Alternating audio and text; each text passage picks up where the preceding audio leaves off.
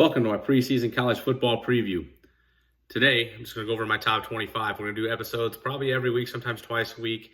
I will have a bunch of preview episodes out here before the college football season starts, though. But my top 25, we're going to get right into it. We have Georgia at number 1. We have Ohio State at number 2. We have Oregon at number 3. Texas at number 4. Alabama at 5. Kansas State at 6. Penn State at 7. Ole Miss at 8. Notre Dame 9, LSU 10, Tennessee at 11, Missouri at 12, Michigan at 13, Florida State at 14, Miami at 15, Utah 16, 17 we have Oklahoma State, 18 Clemson, 19 Oklahoma, 20 we have Kansas, 21 we go with Nebraska. Yes, that's my homer pick and hope Nebraska at least does that well. 22 we have Iowa, 23 we have Louisville, 24 we have Liberty, 25 we have NC State. Now this doesn't mean that's how the playoff is going to go either, 1 through 12. Now I like Georgia because Georgia has the best talent in the country. I think everyone at least loses a game this year somewhere along the way. Georgia will lose to somebody, whether it's Texas, Alabama, the SEC championship, maybe Ole Miss gets them. But it's going to be a very good and interesting season because I don't think anyone goes undefeated. I think Ohio State also, I think they lose to Oregon, but then beat Oregon in the Big Ten championship. Texas, I think Texas could get to the SEC championship, have a rematch with Georgia. They might lose both of them. They might win one and go 1-1.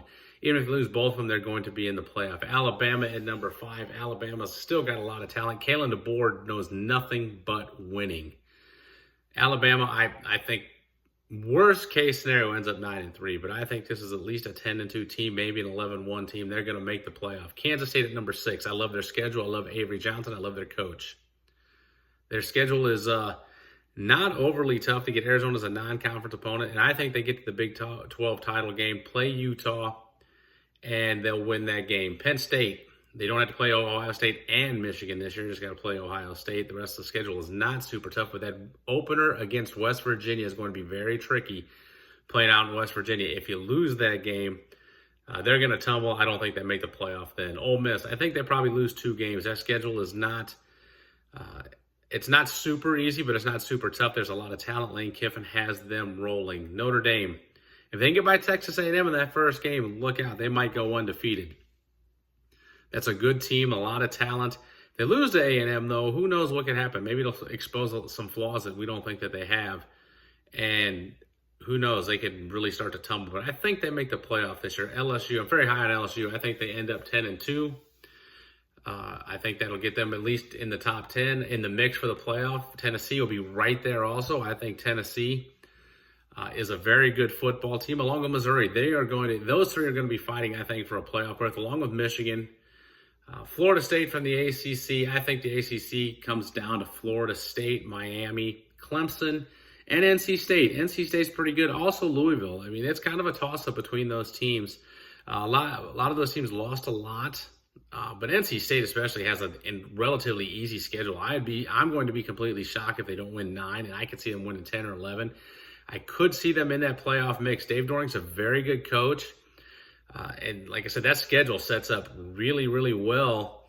They have a big matchup with Tennessee, but even if they lose that game, their ACC schedule, boy, the ACC gave them a nice setup for a schedule, and they could really end up with 1 loss in that.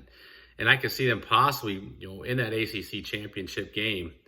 But I only think the ACC might get 1 team in this year. I think they're going to beat each other up a little bit. I don't think anybody's great in the ACC, and I think it's just going to be the ACC champion getting in. Same with the Big 12. I can see Utah, Oklahoma State, though, fighting and being right there. Iowa State's going to be a really good team, a thorn in somebody's side, but I think Utah, Kansas State are the 2 main teams in the Big 12. Along with Oklahoma State, they got a lot of people coming back.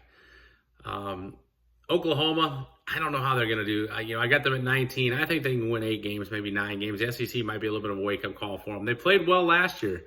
We'll see how Blake Bell does at quarterback. It's going to be an interesting SEC season. I got a lot of SEC teams ranked, as does everybody else. Nebraska, that's a homer pick, but Nebraska's schedule sets up pretty well also. If they just get better quarterback play, don't turn the ball over 1,000 times like they've been turning the ball over, That's a lot of ifs, but sooner or later that turnover thing has got to turn around a little bit. Last season, if they just went -10 instead of -17, they probably win 7 or 8 games. Their schedule sets up they can win 8 or 9 games. Iowa's Iowa. Even without an offense, Iowa's going to roll out and probably win 8 games. They get a little bit of offense, they can win 9 or 10. Their schedule sets up pretty good also. Miami got the talent and the schedule. Miami, if they go anything less than 10-2, should be highly disappointed, and Mario Cristobal should be worried about his job at anything less than 10-2, unless they have an insane number of injuries. Michigan's a tricky one. They lost a lot. Sharon Moore, he might get suspended before the season starts. Who knows what's going to happen there? So, but that's my top 25. You'll be able to see it on this video also. I will have a playoff preview here coming out a little while, probably tomorrow. Thanks for listening. That's my top 25. Chime in on what your top 25 is.